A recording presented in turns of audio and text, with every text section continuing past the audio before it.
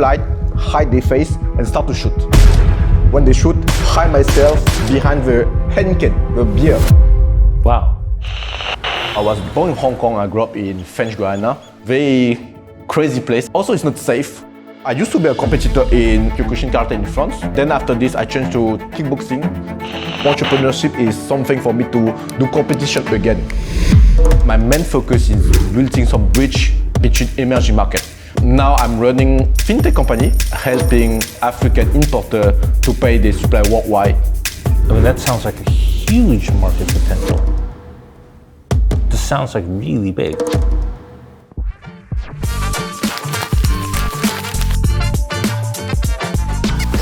Very nice to meet you. I'm Jeff. Hi Jeff, Mathieu. For the benefit of our audience, could you give a little bit about an introduction, name, where you're from, who you are, what class you graduated in? Sure, so I'm Mathieu Tse. I'm born in Hong Kong. I grew up in French Guiana. So I have a Chinese name, Cantonese name, Tse, and my French English name is Mathieu. I graduated from CEIBS the batch 2020. Time fly, already 5 years. Even during my MBA time, I really decided to work, let's say, as an entrepreneur. So since 2020 to now, I built different ventures, but my main focus is building some bridge between emerging markets.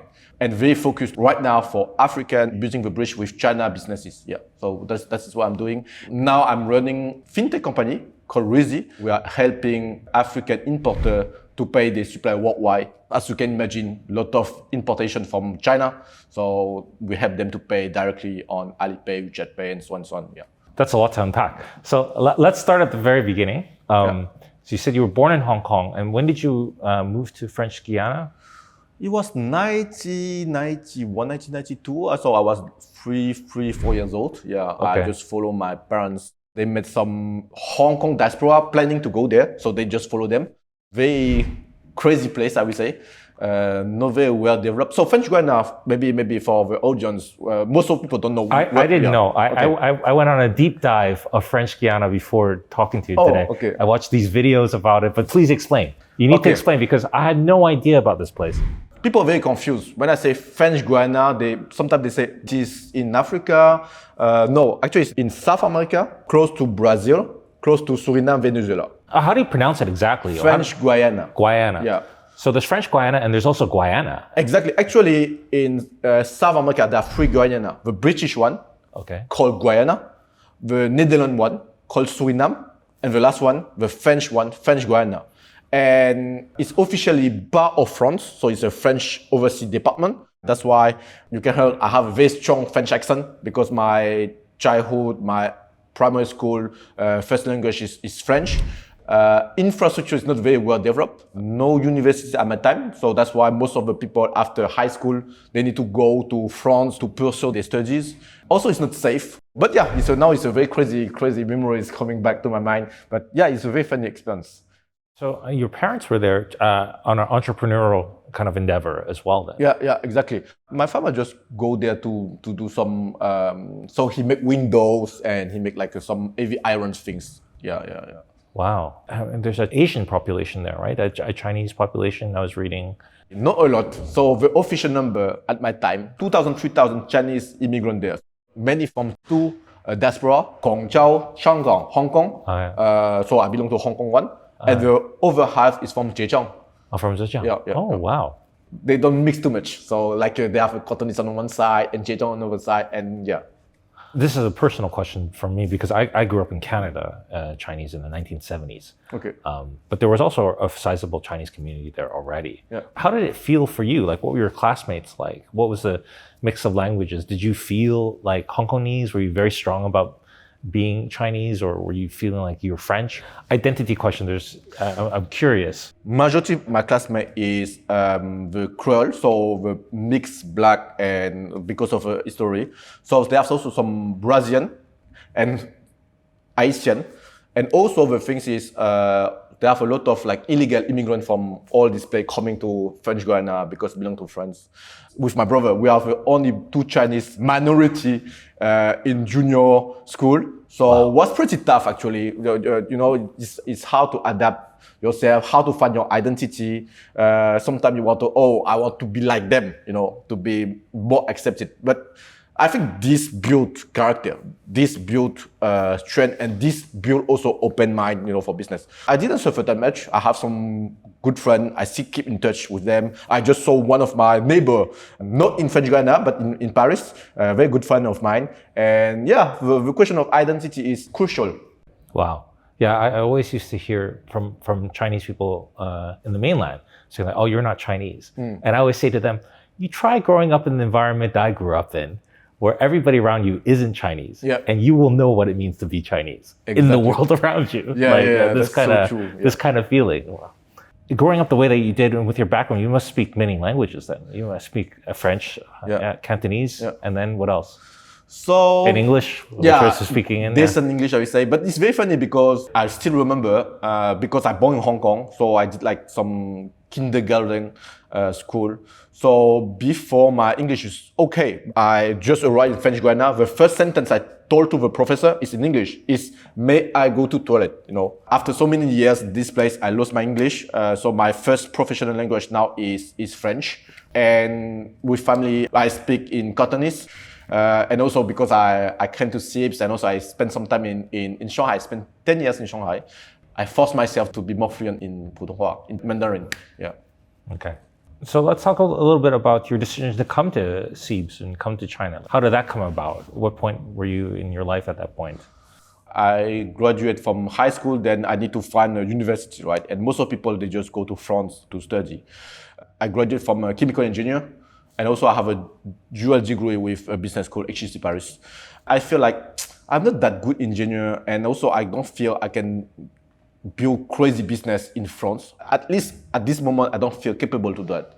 So I try to look at myself like a startup. What is my strength? What is my asset? So I speak French now. I have Chinese background. Chinese economy grow crazy in 2000, 2010. So I say, okay, let me just have a try. Come here and learn what we call Chinese speed. How come so many people go out from poverty? So yeah, for me, it's like one, I want to build my own personal asset. It's what we learn in MBA, right? We need to make the blue ocean for myself. So my blue ocean for myself is mix of French, Chinese, business, emerging market. So that's why I come here to learn. And after working for several years in different companies, I decided it's time to start my dream as an entrepreneur, and I want to find the best ecosystem for that. So that's why I applied for CEIBS. What did you feel that you needed to get out of school that would help you with your entrepreneurship journey? To be honest, at the beginning, I really not into MBA stuff. Why I need to study again? I already have 2 degrees, one in business in France and one in chemical engineer. Doesn't really make sense for me. But my friend, which is my co-founder now for my previous company, the solar one, called Winko Solar, and my friend called Ako, he said, yeah, you really need to think about apply for MBA. I think it's very good opportunity for us to learn again. Just try to apply for MBA, and when we both accepted to one of MBA, we can use this time to think, to build the venture. I was very skeptical. I said, why I need to spend so much money or find a scholarship and so on and so on. He just sent me the Financial Times ranking, right? I said, oh, look, CEIBS is... And then I said, okay, I'm already in Shanghai. It's not far from my house. Then I said, okay, what is my lack of knowledge? I lack of strong network in China, because even people say network is not that important, but network is very important. So you need to connect to the right people in the right ecosystem. It's also a very good opportunity for me to learn new things like strategy, management, recruitment. Then I saw, it's very interesting because they have a lot of business cases, and I can apply directly these business cases, do this knowledge to my venture. Because I think if you're not entrepreneur, you cannot apply that easy on your daily life. But if you're an entrepreneur, every day you need to apply at least some concept, right? Okay, build a venture. So what is the product market fit of MBA cases, right? Raise capital, how MBA cases, right? How to position yourself, MBA cases, right? To do business in emerging market, in Africa, MBA cases, right? So this is really relevant for me. Then I check CEIBS, I say, oh, really? CEIBS have campus in China, in Shanghai, where I used to live, and in Africa, in Ghana. I say, oh my God, how is possible? Yeah, that is the only business school I saw on the top that have both campus in the place I want to do things. That is the reason. That makes a lot of sense. I'd like to ask you a little bit about the energy required for entrepreneurship, because everybody talks about it in the media and it's always a very positive thing, but there's a lot of rough days, days when you're out of funding, you're not sure if this is going to work, or maybe you have employees and you need to pay them and then you don't have the cash flow to do it. And it requires a certain degree of resilience or a certain way of like picking yourself up. Like, what do you do, or what's your way of like keeping yourself going for when the times are tough? Because entrepreneurship requires this kind of tough, resilient mindset. Okay, let me share you a story. So when I was 14 years old, 14, I used to work in a very small shop in French Guiana. So working for another Chinese immigrant there. So my job is from 7 a.m. to 6 p.m. doing all these dirty things like cleaning, cashier, cutting the arm, and all these things. Yeah, cleaning the toilet. My boss at this time told me, oh, Mathieu, come follow me. Okay, I follow him. And say, take a magazine.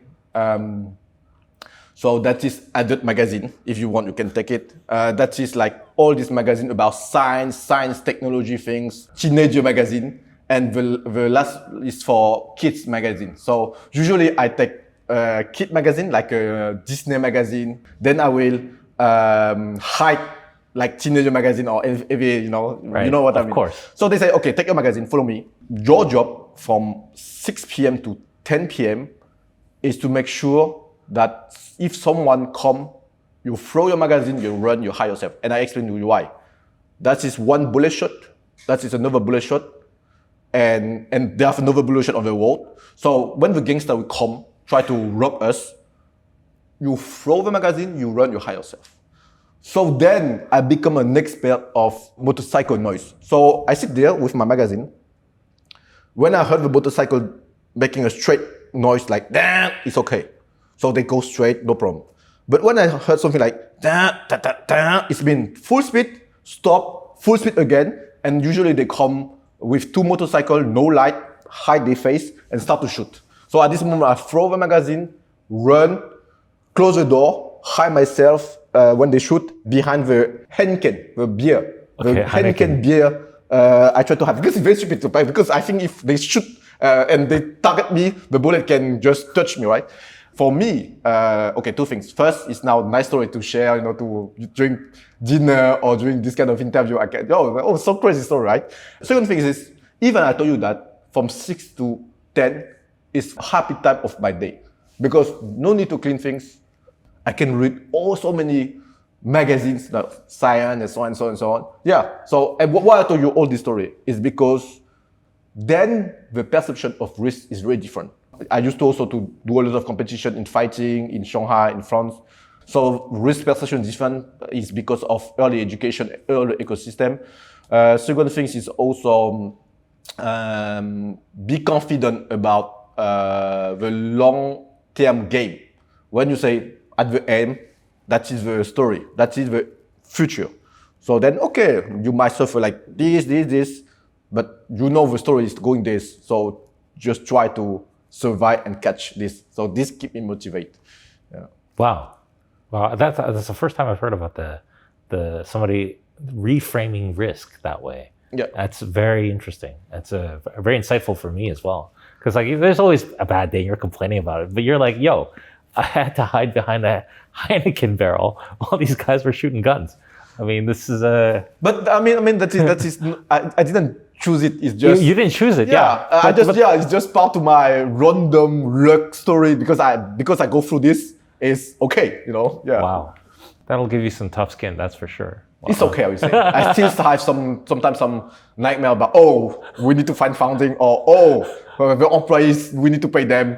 When I say the financial things, I say, okay, we need to do something. We need to accelerate growth. No. Still, it's different kind of pressure. Yeah. Yeah, for sure. You mentioned something about fighting. So you're a boxer as well. You do that in there?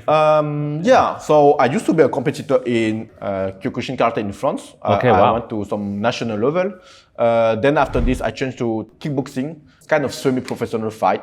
But getting old, for me also, entrepreneurship is something for me to do competition again. Because when you cannot compete physically, because after a certain age, getting some fat and young guy coming. So the only thing you can still compete is something you don't need to do physical. You need just to compete in another way, building venture. Yeah. I see. You feel that competition motivates you? I would say yes. I definitely think we are in a very competitive world. Because of that is how the system works, and even especially in China, when I discuss with my Chinese classmates from CEIBS, they say, "Oh, so many pressure for my kids. They need to do very well in school. They have so many extra classes. Country businesses is very competitive. So I think it's a plus to have this competitive mindset. Yeah." Wow. I'd like to actually ask you a little bit about what you're doing now in terms of your business. What's the scope of it that you could describe, and what kind of competitive edge you're trying to gain in that business that you're currently pursuing? As I say, I built different ventures after MBA. So the first one is a solar company called Winko Solar. We provide solar energy for hospital now. Now my time since 2 years, I built another venture called REasy. And this... How do you spell that? Sorry. Oh, it's REasy. REasy. Yes. REasy. REasy. Yes. Okay. And I built this with some friends. Financial is a huge pain point in Africa. Cross-border payment is very, very complicated. So I give you an example. Most of the people in Africa want to pay goods. In China, for example, they suffer. If they go to bank, maybe it takes several weeks to do the transfer. Yeah. Okay. So most of them, they go through some middlemen.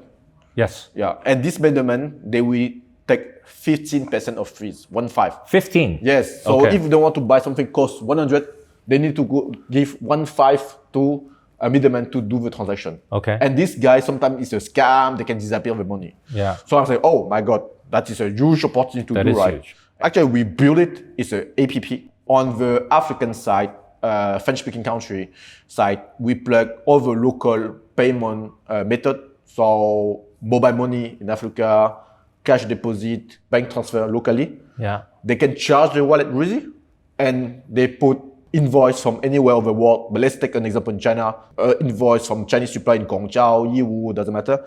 And they can choose how to pay this supplier. If they want to pay instant, it's possible. They choose Alipay, WeChat Pay, Union Pay. And if you want to pay in Swift, in bank, it's also okay. People are very happy, very excited. So it's a to B or to C? To B. I give you an example. So for example, someone in Africa who buying shoes and selling in his own small shop. So that is our client. Some manufacturer want to buy some spare part of car. Yeah. They also can use our apps. Yeah. I mean, that sounds like a huge market potential. This sounds like really big. And if you started it for 2 years now, I mean, what are your plans if things go well for the next 5 years for something like this? I really believe that by building REasy, we can kind of PayPal at this time. PayPal, because they say traditional banking doesn't work. Okay, why don't do a digital bank, PayPal? Yes. What my friend and myself try to do is to build a strong financial ecosystem. People can pay their goods no matter where. Can in the future get loan for the goods, but build all this ecosystem here. So I hope, let's see, the future will tell us. If I can have this opportunity to share some update, I can tell you, oh Jeff, now 80-90% of entrepreneurs only use REasy to pay the supplier worldwide. So that's the goal.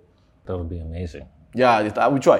Not easy, but we try. Yeah. So how do you do customer acquisition? Do you have people on the ground, like talking to these businesses or these people? How do they know like your product? How do you market yourself to your clients? Good question, because acquisition in, let's say, in emerging market like in Africa, specifically in Africa, is very different from China or from Europe or from Canada. Yeah. We have two strategies because we are in different countries, Cameroon, Cote d'Ivoire, and we are trying to expand this. We have some offline sales. So some guy just go door to door because all these import guys, they are sitting at the same place. Like in China, let's say Yiwu, Guangzhou, you know. So they just go place by place, shop by shop, and say, do you do international business? Yes. Where you buy from? Turkey, Europe, China, okay. Do you face some challenge to pay? Of course, 99% will tell you yes. Oh, we have new services, we are new venture, and we have this very innovative way, and people just try and they will look with us. But offline takes time. You need to build relationship. For sure. People, you need to trust you, trust your brand, and takes time. Second things we try and we are doing is also all this digital marketing. And what is the main platforms that are used there? Facebook or people there use a lot Facebook, TikTok, and also WhatsApp group. And WhatsApp. They usually do share. Oh, take a look on these things. You know, check it out. Digital is more challenging. You need to find the right influencer, so people will promote your apps. Even better than digital and physical is referral. Referral. Yeah. Now someone open an account. Let's say you refer to your friend. Yeah. If he open an account and he pay a first transaction within 21 days, Yeah. you will get some reward, and also he will get some discount. So you will be financially get some bonuses. I see. Or cash, and he will get a discount for his first transaction. At what point are you going to start looking at, or have you already started talking to some heavy-duty PE investors or other investors of a sort that can like take this and spend that cash to like really acquire like high volume of users or try to take entire markets? So we are venture back. We already raised money from investor, global investor.